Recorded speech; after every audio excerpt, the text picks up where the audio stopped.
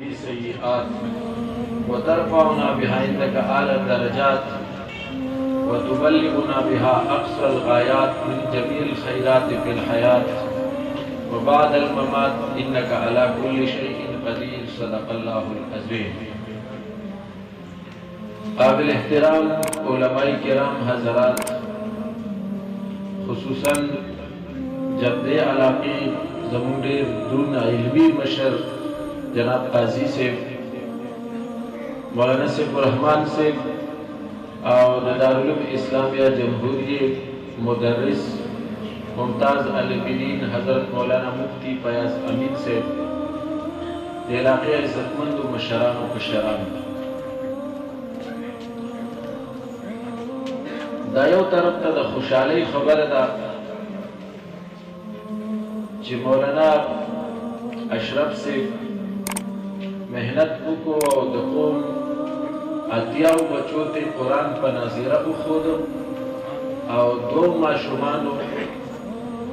قرآن کریم حفظ کړ. ډېر لوی کار دی او ډېر لوی خدمت وشو او څومره چې د هغو حوصله افزایي وشي او مبارکباد او خراج تحسین پیش کړی شي دا کار دی، لیکن بل طرف ته یو خبره د انتهایي خفګان هم ده او تاسو به خفه کېږئ نه. زه یې وایم ځکه چې دا د علمیې نه هم کمه نه ده. 2 اتیا ماشومان د ناظرې او د حفظ د هغو په اعزاز کې دا پروګرام دی. زما په خیال باندې که تاسو باران عذر ګرځوئ نو دام عذر نه ګرځي چې نن دلته کم از کم د یو بچي سره خو پلار او ورور پکار وکړو که نه پکار چې د هر ماشوم سره زمان نه دی خیال دی که به د نیمې نه سیوا ماشومان داسي چې دای سره د کور یو فرد هم دلته موجود نه دی. دا څومره زیاته د خفګان خبره ده.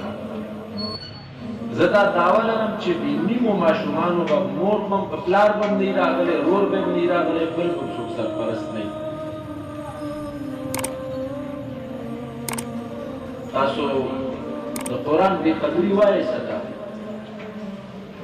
د قرآن د بې قدرۍ ښکر نه وي او نه نعوذ بالله څوک قرآن ته د الفاظو په تناظر کې سپک ویلی شي نه ورته کتې شي او همداسې ورته خلک ګوري. د دې نه به نور لوی د سعادت لمحه د ماشوم د بچي کمه وي چې هغه قرآن کریم په ناظره باندې ووایي او 2 ماشومانو حفظ وکړو نو کم از کم د کور نه خو 2-3 افراد ورسره پکار وو که نه پکار چې 3 افراد وی د کور نه نو 250 کسان به دلته وو. دا د قرآن ډېره لویه بې قدري ده او زه چې رالم ما مونځ نه و کړی، مونځ مې کوم نو شیخ صاحب په خپل بیان کې یو خبره وکړه او دا یې ووایي چې څوک د علم قدر نه کوي که هغه عالم وي او که هغه عام انسان وي، وایي دا کتاب د هغه کور ته نه ځي. داسې ووایي که نه وي دا کتاب وایي د هغه کور ته نه ځي. دا هغه جومات کې هم مونځ لیکو ایله اواز راتله نو کېدای شي چې هغه دا خبره محسوسه کړي خو تاسو ته په دغه انداز کې ووایي او زه ټینګ نه شوم نو ما درته ایښ په هغه باندې ووایي نو دا د خفګان خبره ده او رښتیا چې را باندې وایي زما اړه نه غواړي چې زه درته تقریر وکړم، خو به هر حال بیا هم محترم و ضرورت دی. بعد از وفات د انسان د نجات ذریعه به دا ګرځي. دا اوس که زما زوی په یو کمپنۍ کې وی او پروموټ شوی وی او د 80,000 په ځای 1 لاک روپۍ تنخواه او هغې ورته اکموډیشن هم ورکولی، ګاډي مو ورته ښه پرووایډ کړی وی. نو ما به ټول خاندان هلته بوتلی وو، مونی کېدم به چې نن زما زوی پروموټ شه او هغه په اتاریټیرین پوسټ باندې کېناست. نو ستا زوی هم الله نن پروموټ کړ، خو صرف فرق دا دی چې کوم پوسټ ته پروموټ شه تا ته په نظر نه راځي.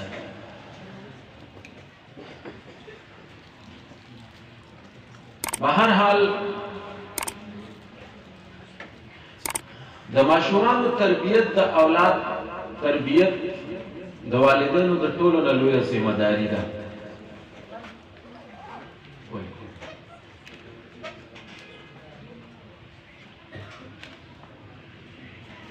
قرآن کریم کی یو مختصر غونډه کې آیت مبارکه ده او اشاره پکې هغه ته ده چې کوم والدین خپل اولاد په کم عمرۍ کې او کم سنۍ کې قتل کړي، نو د قیامت په ورځ به د الله په عدالت عالیه کې د والدینو خلاف دغه بچي او ریتو کې استغاثه به دایر کې بأي ذنب قتلت، موږ څه جرم کړو چې موږ د والدینو قتل کړي. نو دا مفتی اعظم پاکستان مولانا مفتی محمد شفیع رحمت الله علیه یو قیمتي خبره کړې ده او اولاد والدین دې په ذمہ داری سره واوري. فرمایلی دي چې دا استغاثه به دوه قسمه وي. یو به هغه اولاد د والدینو خلاف استغاثه دایر کوي کوم چې په کم عمرۍ کې جسمانی طور والدینو قتل کړي، لکه په دور د جاهلیت کې چې به خلکو خپلې لونه وجلي یا به ژوندۍ ښخولي. او دویمه استغاثه به هغه چې د کوم اولاد صحیح اسلامی تعلیم و تربیت والدینو نه کړي، یعنی روحانی طور خپل اولاد قتل کړي او دا ډیره خطرناکه خبره ده. نو یو به دا اولاد چې د خپل والدینو خلاف به د الله په دربار کې ریټ کوي، استغاثه به دایر کوي چې دوی موږ روحاني قتل کړي یو.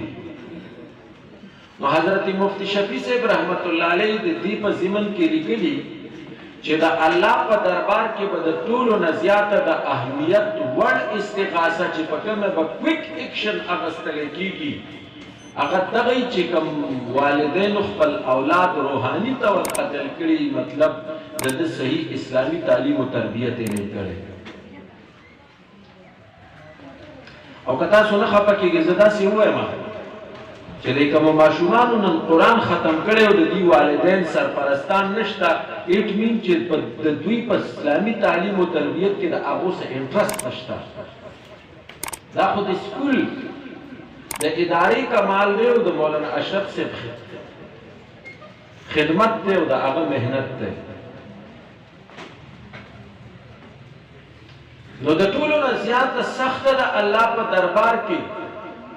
هغه استغاثه ده چې چا خپل اولاد روحاني طور قتل کړي.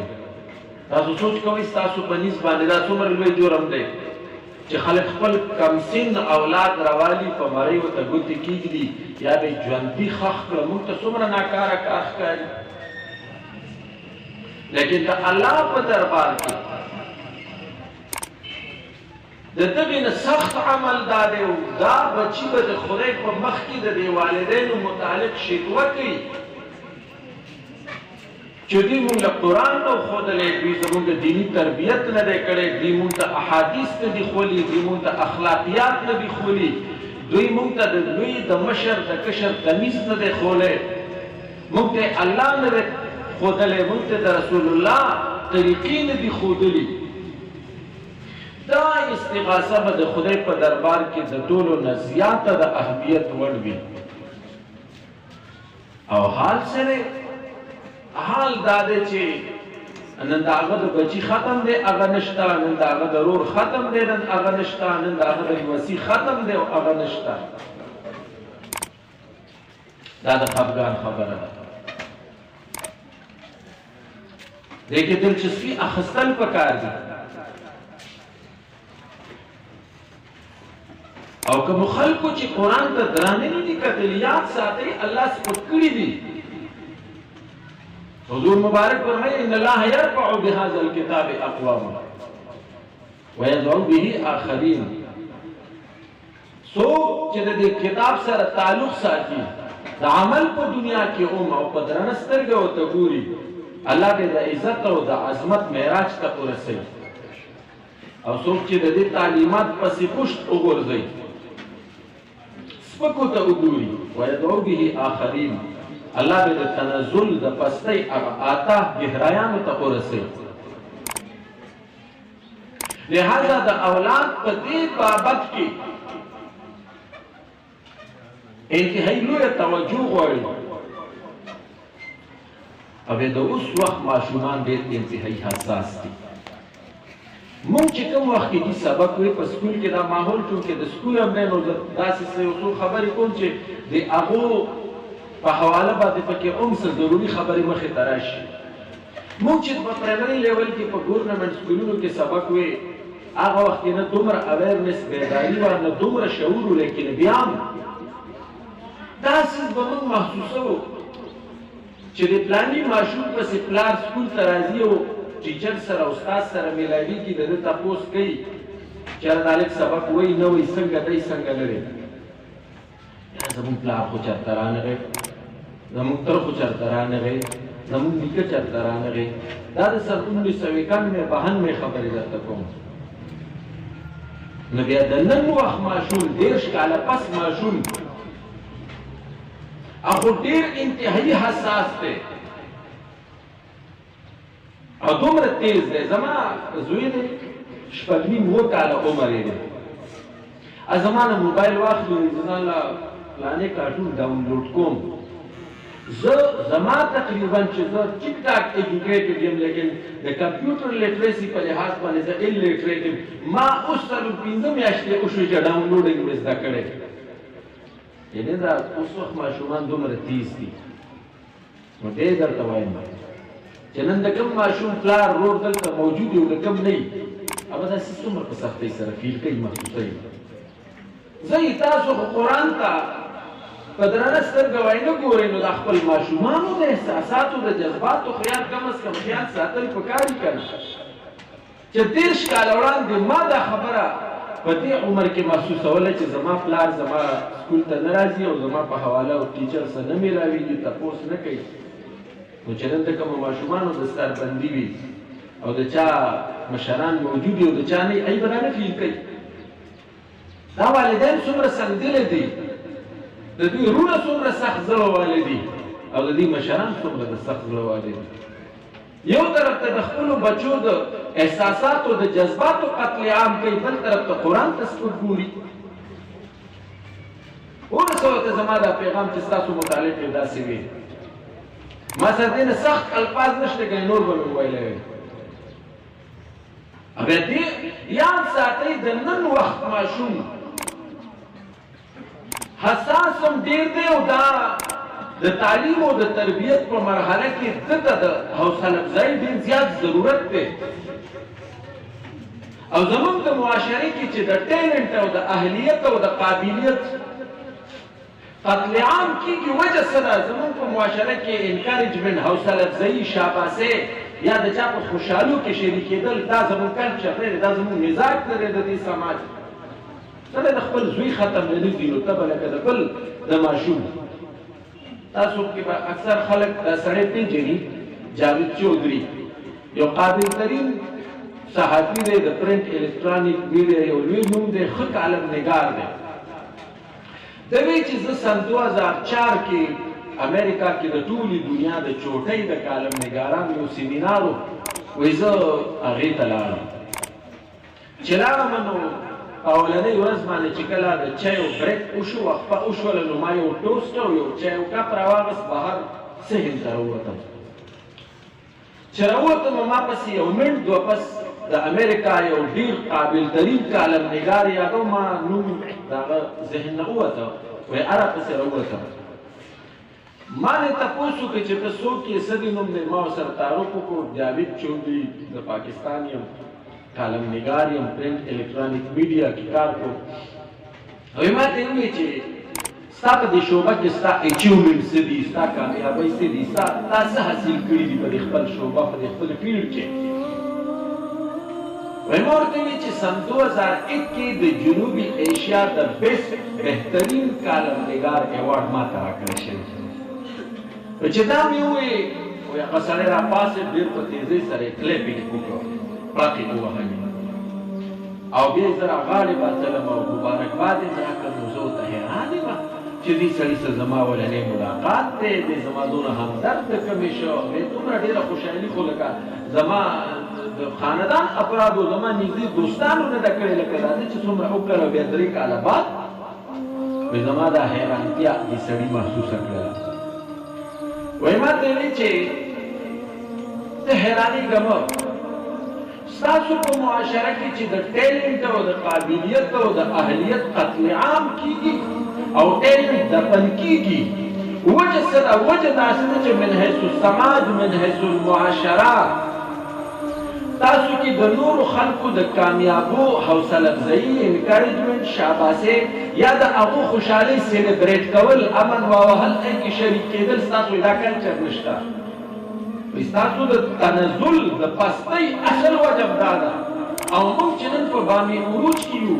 نو که زمونږ د علاقې زمونږ د ملک هر څوک یې موږ پیژنو یا نه پیژنو خو چې د هغه ټیلنټ او قابلیت او اهلیت مخې ته راشي نو موږ من حیث القوم د هغه حوصله افزایي کوو د هغه خوشحالو کې شریکېږو وایي دې وجې نه موږ د ترقۍ په معراج یو ستاسو په معاشره کې د هر چا قابلیت او اهلیت او ټیلنټ د هغه ذاتي بلکې چې د یو سړي زوی په میټریک کې ښه مارکس والي د بل هغه والي نو تندی یې راچولي زما دی ولې وانه خسته وایي ستاسو معاشره کې چې قابلیت او اهلیت پالش کیږي نه وجه اصل کې دا نه چې حوصله افزایي نشته دی زه اکثر د سکولونو پروګراماتو ته ډېر ځم نو هغې جزانو ډېر زیات ځان هم کړولی په یو سکول کې 300-400 سټرنټ وي د ماشومانو او لس ورځې نه مخکې په والدینو پسې اول لیټر ولیدي چې زموږ انوال فنکشن دی سالانه پروګرام دی بیا ورته 2-3 ورځې بعد SMS په ذریعه اطلاع وکړي یعنې ریمایډینګ کې ورته او چې په مشکله باندې ګوري نو 40-50 کسان راغلي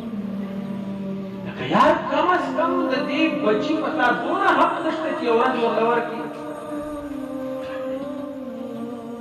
دستاربندۍ له د ده ته نه راځي سکول ته د ده ته نه ځي د هغه انوال فنکشن دی دا لږه کامیابي یا ډېره کامیابي هغه تحقیق غواړي شاباسۍ غواړي حوصله افزایي غواړي ما تاسو ته عرض وکړو زمونږ دا ماشومان دومره ډېر تیز دي او دومره حساس دي معمولي خبره محسوسوي ولې موږ د دوی د احساساتو د جذباتو قدر کوو دا اولاد پیدا کول اسان کار دی خو ځناور هم لګېدي پیدا کوي موږ به د نوي دور د ماشوم تقاضي نه پېژنو د ده نفسیات به پېژنو نه او ممکن به دا احساس تر قیامته پورې نه راځي تر قیامته پورې به موږ د ماشومانو د جذباتو سره لوبې کوو او دا خبرې به موږ ته څوک نه کوي صرف دلته ناست دی د دوی سکول دی د دوی اداره د زمانه ډېر ښه پوهېږي په دې خبرو باندې چې د نن وخت ماشوم دا په کوم سټیج باندې ولاړ دی نو د دې تربیت دا حال شي او دننه ماشوم موږ سکرین ته حواله کړی دی کمپیوټر سکرین ټلویزیون سکرین او سمارټ فون موبایل سکرین ته دې ته ماشوم حواله کړی زموږ د ماشوم اخلاق زموږ د ماشوم اعمال زموږ د ماشوم حیات زموږ د ماشوم پاکدامني دا دې څیزونو تباه او برباده کړله د نن وخت د ماشوم ذهن دا دومره تیز شوی دی چې کوم امیج د ده په ذهن کې ناست دی هغه د یو عالم شکل هم کېدی شي هغه د یو طالب شکل هم کېدی شي او هغه د یو فحاش یا د یو رقاصې زنانه شکل هم کېدی شي دا د 40-50 کالو پورې چې د سپینګیری وشي نو د ده د ذهن نه او د ده د دماغو نه دا تصویر میټاویږي نه. تاسو سوچ وکړئ موږ ماشوم کوم ځای ته حواله کړی. موږ د ماشوم د حیا او د پاک دامنۍ سره څه وکړل؟ د کور ماحول خو دغه ځای ته ورسېده چې ټلویزیون او میوزیک او فلمونه او ډرامې دا خو ډزنټ میټر، دا خو هغه څوک ماین کوي نه، او که څوک ورباندې بحث کوي یاره مړه نورې خبرې لږې دي چې دی په دې څیز باندې بحث کوي. او یو خو سړی دین خلاص نه شو، پیاز مفتي صاحب نه خلاص نه شو، خو چې ګوري بس اولار به په دې خبره باندې موبایل دی. کومې تبعې چې د سکرین د لارې زموږ سماج ته داخل شوې، قسم په خدای که دا د نن نه 10 کاله 15 یا 20 کاله وړاندې دا تبعیانې شوي په دې ټول تاریخ کې. د خلکو بصري قوتونه د لیدو، د خلکو ذهني قوتونه، قوت حافظه چې نن د ماشومانو تباه شول او نشته، د دې اصل وجوهات څه دي زما محترمو؟ د دې اصل وجوهات دا دي چې زموږ د ټولو نه سیوا ټایم د سکرین سره تېرېږي. او تاسو خفه کېږئ مه، دا سپینګیري چې کله وفات شي او موږ سپینګیري کېږو که نه، لکه دا کشرانو ته د دې خپلو مشرانو بعضې خبرې پرې بدې لګي، یاره د دوی ذهن کار نه کوي او دا چل دی او دا چل دی. تاسو یقین وکئ الله دې هغه ورځ نه راولي، خو دا اوس چې کوم هلکان دي دوی چې د 80 کال عمر ته رسي دا به ټول لیوني شوي. دا زما دعوه ده، دوی چې د 80 کال عمر ته رسي دا به ټول لیوني شوي. او د دې اصل سبب به شي دا به سکریني. نن خو په تا د نیکه خبره د پلار خبره بده لږ یاره دماغ یې کمزوري شوي دي، خیر دی بس خبره یې واورئ خو ډېر اهمیت وله مه ورکوئ. داسې وایو که نه وایو؟ تاسو به وویلئ دا نسل چې را لوی شي او تاسو خو دا وایئ چې دا پښتنو کې متل خدای خبر شي چا راویستلی دی چې د 80 شي نو بیا اوس هغه چل کوئ، د 20 شي. تاسو چې 80 کالو ته رسئ ټول به لیوني کېږئ، الله مو ساته. لیکن حالات داسې وایي ځکه چې ستاسو خوراکونه خالص ده، ستاسو نظر ټول عمر په سکرین باندې وي، ستاسو دماغي صلاحیتونه به سلب شوي، ستاسو د سترګو صلاحیتونه نظر به ختم شوي، لیوني به بیا ړانده به وي. نو سرونه خو ټول لقوئ، نو د خپل اولاد باندې به رحم نه کوو چې دین یې منع کوي. ټول خو سرونه لقوئ چې دا به لیوني کېږي که خیر وي، خو دا د دې د بچاو ذریعه به څه وي؟ لہذا په دې ماشومانو باندې رحم پکار دی. دا نوی نسل بچ کوي، را روان دور د انتهایي خطرناکو فتنو دی او د هغې آغاز هم شوی. موږ سره د بچاو واحد لار دې نه علاوه بله نشته چې موږ د بچو صحیح اسلامي تربیت وکړو. او بیا د کور ماحول، د کور ماحول دا انتهایی خوشگوار ساتل پکار دی. او دا جان د غړي کور کې نه دی پکار.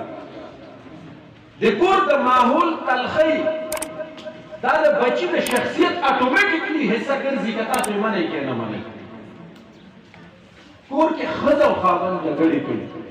کنځلې کوي، سپورې سترګې وایي.